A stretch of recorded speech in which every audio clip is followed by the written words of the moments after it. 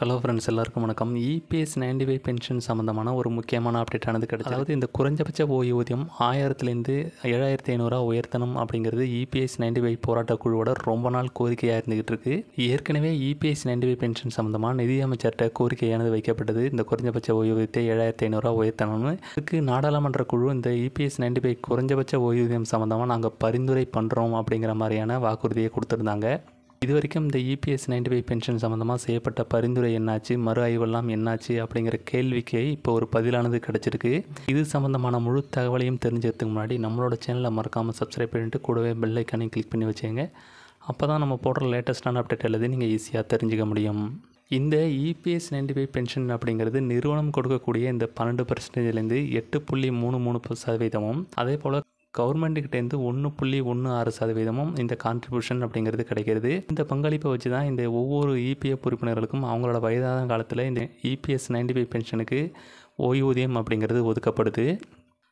1995 உருவாக்கப்பட்ட இந்த EPS 95 pension திட்டம் அப்படிங்கிறது இபிஎஃப் உறுப்பினர்களோட அவங்களோட ரிட்டையர்மெண்ட்டுக்கு அப்புறம் அவங்களோட வயசான காலத்தில் எந்த ஒரு நிதி நெருக்கடியும் அவங்க சந்திக்கக்கூடாது அப்படிங்கிறதுக்காக உருவாக்கப்பட்ட திட்டம் தான் இந்த திட்டம். இந்த திட்டத்தில் தான் இந்த குறைஞ்சபட்ச ஓய்வூதியத்தை 1000லேருந்து 7500 உயர்த்தணும் அப்படிங்கிற கோரிக்கை ரொம்ப நாளாக வைக்கப்பட்டுக்கிட்டு இருக்கு. ஆனால் அது சம்மந்தமாக எந்த ஒரு அதிகாரப்பூர்வ அறிவிப்பும் வரலங்கிறது தான் இபிஎஸ் 95 பென்ஷனரோட ரொம்ப நாள் ஏக்கமாக இருந்துக்கிட்டு இருக்குது. இப்போது இது சம்மந்தமாக மாநிலங்களவையில் ஒரு முக்கியமான கேள்வியானது கேட்கப்பட்டிருக்கு. அது என்ன அப்படின்னு பார்த்தீங்கன்னா, இது சம்மந்தமாக தொழிலாளர் சங்கம் போராட்டக்குழு பலவிதமான கோரிக்கைகள் வச்சுருக்கிறாங்க. அது மட்டும் இல்லாமல் அந்த இபிஎஸ் 95 சம்மந்தமான அந்த கோரிக்கைகளை நாங்கள் மறுபரிந்துரை செய்கிறோம் அப்படின்னு நாடாளுமன்ற குழுவானது சொல்லியிருந்தாங்க. இது சம்மந்தமாக அவங்க என்ன பண்ணியிருக்கிறாங்க அப்படிங்கிற ஸ்டேட்டஸை தெரியப்படுத்தணும் அப்படிங்கிற மாதிரி கேட்டிருந்தாங்க. மாநிலங்களவையில் கேட்கப்பட்ட கேள்விக்கு வேலைவாய்ப்பு மற்றும் தொழிலாளர் துறை இணை அமைச்சர் என்ன சொல்லியிருக்கிறாங்க அப்படின்னு பார்த்தீங்கன்னா, அதாவது ஷோபா கரந்தலாஜே என்ன சொல்லியிருக்காங்க அப்படின்னு பார்த்தீங்கன்னா, இதுக்கு வேலைவாய்ப்புத்துறை இணையமைச்சர் எழுத்துப்பூர்வமாக ஒரு பதிலை சொல்லியிருக்கிறாங்க. அது என்ன அப்படின்னு பார்த்தீங்கன்னா, இந்த இபிஎஸ் 95 பென்ஷனோட ஓய்வூதிய கார்ப்ஸ், அதாவது நிதி மூலதனம் எங்கேருந்து வருது அப்படின்னு பார்த்தீங்கன்னா, அதாவது நிறுவனம் கொடுக்கக்கூடிய இந்த 8.33%, கவர்மெண்ட் கொடுக்கக்கூடிய அந்த 1.16% தான் இபிஎஸ் 95 பென்ஷனருக்கு ஓய்வூதியமாக கொடுக்கப்படுது அப்படின்னு சொல்லியிருக்கிறாங்க. இப்படி கொடுக்கக்கூடிய இந்த நிதி மூலதனம் அப்படிங்கிறது பற்றாக்குறையாக இருக்குது. அப்படி பற்றாக்குறையாக இருக்கிற இந்த பட்சத்துலேயும் நாங்கள் குறைஞ்சபட்ச ஓய்வூதியம் அப்படிங்கிறது 1000 ரூபாயாக கொடுத்துக்கிட்டு இருக்கிறோம் அப்படிங்கிற மாதிரி மாநிலங்களவையில் கேட்கப்பட்ட கேள்விக்கு பதிலானது கொடுத்துருக்குறாங்க. இதுலேருந்து ஒரு விஷயம் நல்லா புரியுது. அது என்ன அப்படின்னு பார்த்தீங்கன்னா, இந்த குறைஞ்சபட்ச ஓய்வூதியத்தை இன்க்ரீஸ் பண்ணுவாங்களா பண்ண மாட்டாங்களா அப்படிங்கிற சந்தேகம் இன்னும் அதிகமாக எழுது. இது இபிஎஸ் பென்ஷனருக்கு ஒரு பாதகமான சூழலை தான் கொடுத்துருக்கு அப்படின்னே சொல்லலாம். ஏற்கனவே 2020 இந்த இபிஎஸ் 95 போராட்டக்குழு இந்த குறைஞ்சபட்ச ஓய்வூதியத்தை 2000 உயர்த்துங்க அப்படின்னு கேட்டிருந்தாங்க. ஆனால் அந்த கோரிக்கையை நிதியமைச்சகம் ஏற்கலை. அதுக்கப்புறம் தான் இந்த 8வது ஊதிய குழு ஸ்டார்டிங் டைமில் குறைஞ்சபட்ச ஓய்வூதியத்தை இன்க்ரீஸ் பண்ணுங்கள் அப்படின்னு மறுபடியும் ரிக்வெஸ்டானது வச்சுருந்தாங்க. அதுக்கு தான் நிர்மலா சீதாராமன் இபிஎஸ் 95 பென்ஷனை உயர்த்துறது சம்மந்தமாக பரிந்துரை செய்கிறோம் அப்படின்னு சொல்லியிருந்தாங்க. ஆனால் இப்போ அந்த பரிந்துரை சம்மந்தமாக இப்படி ஒரு பதிலானது கொடுத்துருக்குறாங்க.